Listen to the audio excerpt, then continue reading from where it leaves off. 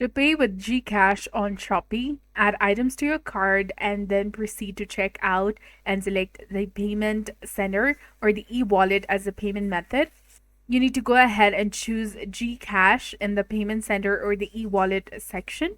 Then click on place order and you will be redirected to the GCash portal to enter your MPIN and confirm the payment.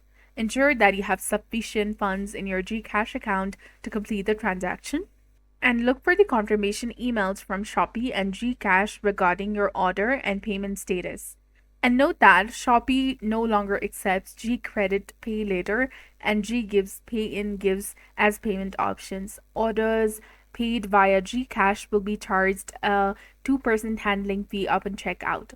So that's it for this video. I hope you found it helpful. If you did, please like, share, and subscribe. Thanks for watching.